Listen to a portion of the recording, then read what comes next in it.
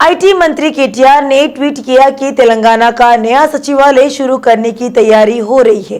KTR ने अपने Twitter account में कहा कि सीएम केसीआर कुछ महीनों में तेलंगाना शहीदों के स्मारक स्तूप और 125 फीट अंबेडकर की प्रतिमा के साथ नए तेलंगाना सचिवालय का उद्घाटन करेंगे।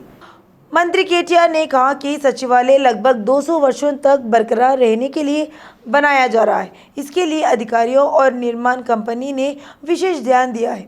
चैम्बरों का निर्माण, interior design, electrical, plumbing, work station की स्थापना, कलरिंग, फ्लोरिंग, मार्बल्स, पोर्टिको का निर्माण, ये सभी विभिन्न प्रकार के कार्य एक साथ किए जा रहे हैं। केटीआर ने कहा कि 3 शिफ्टों में करीब 2000 कर्मचारी काम कर रहे हैं। गृह मंत्री महमूद अली ने कहा कि हाल ही में अहमदाबाद, गुजरात राज्य में आयोजित छठी राष्ट्रीय जेल ड्यूटी मीट में तेलंगाना शीर्ष पर रहा है। गृह मंत्री ने अपने कार्यालय में विजेताओं को सम्मानित किया। जेल विभाग के डीजी जितेंद्र, आईजी राजेश और अन्य जेल अधिकारियों ने बैठक में भाग लिया। बैठक में अधिकारियों ने राष्ट्रीय कर्तव्य बैठक में तेलंगाना की शीर्ष स्थिति की विवरण का खुलासा किया। इस ड्यूटी मीट में कुल 19 राज्यों और 960 खिलाड़ियों ने भाग लिया और तेलंगाना जेल विभाग के 68 कर्मचारियों ने 3 दिनों तक इस ड्यूटी मीट में भाग लिया और उत्कृष्ट प्रतिभा दिखाई। 6 स्वर्ण, 1 रजत और 2 रजत पदक के साथ 4 ट्रॉफियां जीतने के अलावा तेलंगाना राज्य सबसे अधिक पदक जीतकर देश में शीर्ष पर रहे।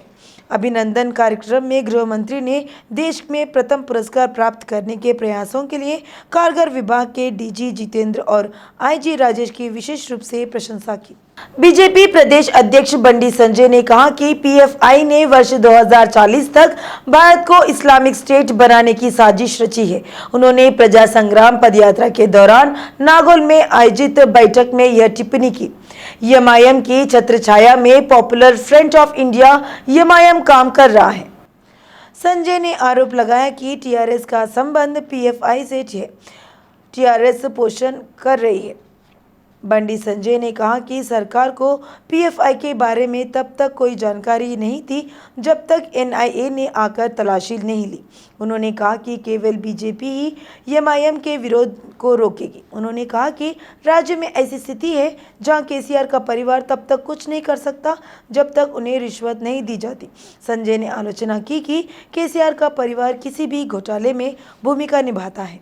राज्यसभा सदस्य बड़गुला लिंगैया ने कहा कि बीजेपी प्रदेश अध्यक्ष बंडी संजय अपने हद छोड़कर बात बयान दे रहे हैं। हालांकि वह सांसद के पद पर है, उन्हें इस तरह के विवादास्पद बयान नहीं देने चाहिए। उन्होंने कहा कि बंडी संजय द्वारा घुटने टेक कर यात्रा करने से कोई विश्वास नहीं कर रहे हैं। लिंगैया यादव ने कहा कि संजय सांप्रदायिकता भड़काने के उद्देश्य से बयान दे रहे हैं। कानून सबके लिए समान है। पुराने शहर और अन्य क्षेत्रों के लिए यह अलग नहीं है। उन्होंने आलोचना करते हुए कहा कि वे झूठ बोल रहे हैं। पदयात्रा के दौरान लोगों से झूठ बोलकर गुमराह करने का प्रयास किया है। उन्होंने चेतावनी भरे शब्दों में कहा कि बंडी संजय में दमकम है तो पीएम मोदी से राष्ट्रीय स्तर पर दलित बंधु योजना के अमल में लाने को कहा। मंत्री सबिता इंद्रा रेड्डी ने बीजेपी नेता बंडी संजय से सवाल किया कि महेश्वरम निर्वाचन क्षेत्र में स्थापित होने वाली आईटीआईआर परियोजना को रद्द क्यों किया गया। सरूनगर डिवीजन में पेंशन वितरण के बाद उन्होंने बीजेपी पर निशाना साधा। पिछले 8 सालों से केंद्र में सत्ता में रही बीजेपी द्वारा तेलंगाना को पैसा नहीं दिया जा रहा है और फंड नहीं दिया जा रहा है। उन्होंने आक्रोश व्यक्त करते हुए कहा कि राजनीतिक लाभ के लिए बंडी संजय द्वारा प्रजा संग्राम यात्रा की जा रही है। हालांकि बीजेपी ने राज्य के साथ सौतेले व्यवहार किए हैं। राज्य के हिस्से को मिलने वाली निधि और परियोजनाओं को पूरा करने के लिए जरूरी राशि मंजूर कर उपलब्ध नहीं करा रही है। साथ ही राज्य को दिए जाने वाले बकाया भी नहीं दिया जा रहा है। इस तरह रवैया अपनाने वाले बीजेपी को किसी भी तरह की यात्रा करने का कोई अधिकार नहीं है। यह लोगों को गुमराह करने हेतु जारी यात्रा है।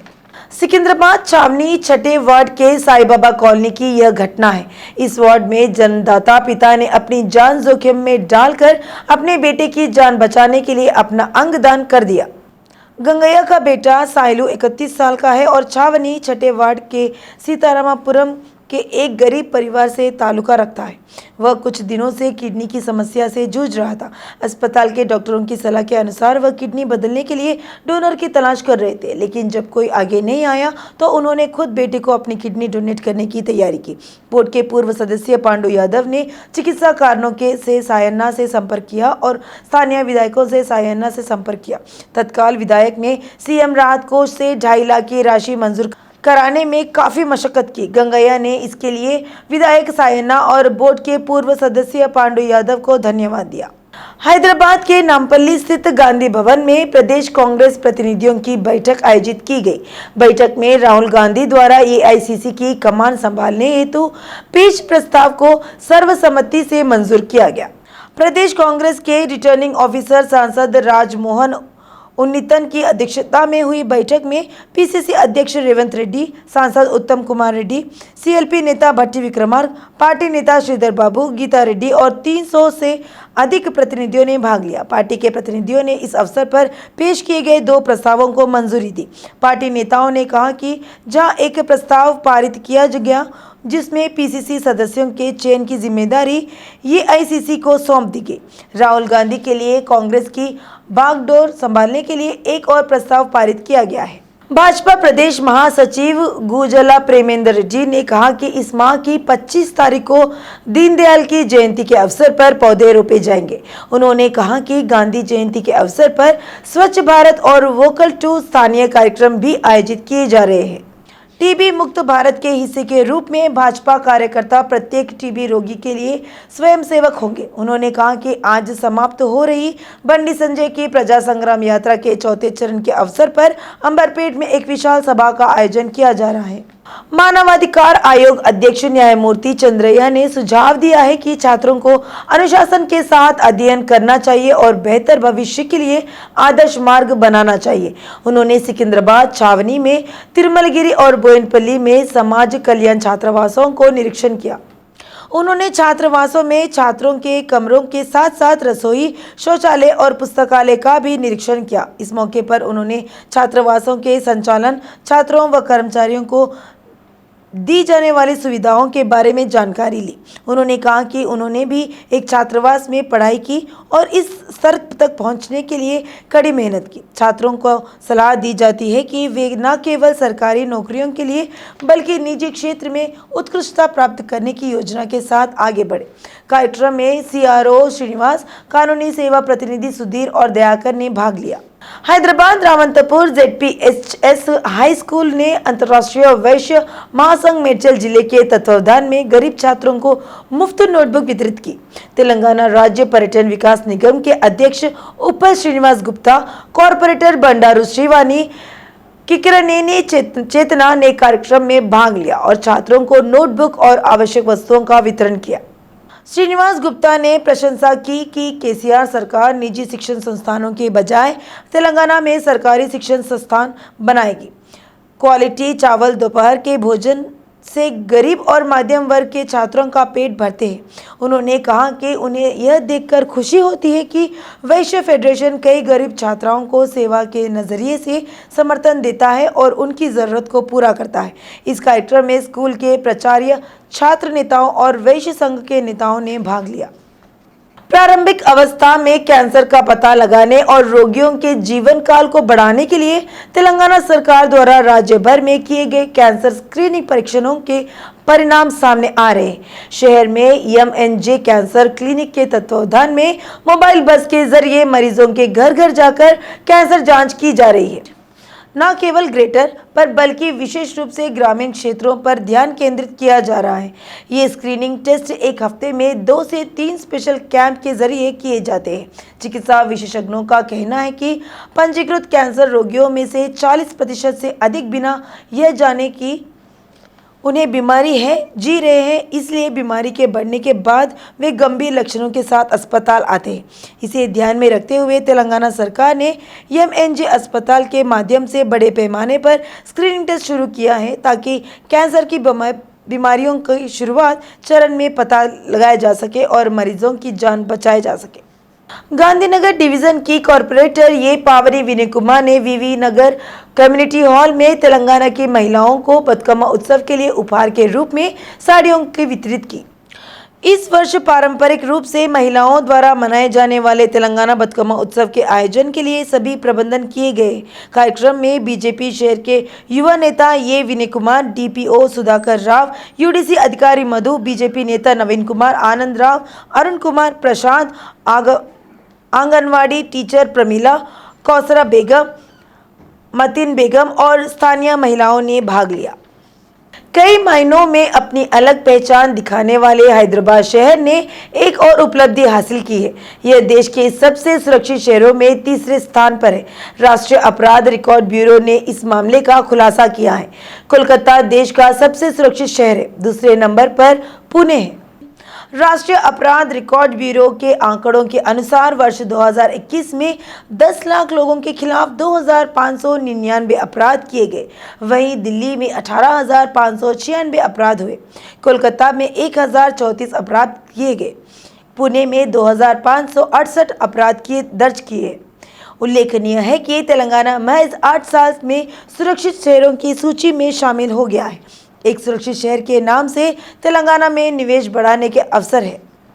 शहर के श्री सत्य साई निगम में 8 दिवसीय इंडियन सिल्क एक्सपो शुरू हो गया है।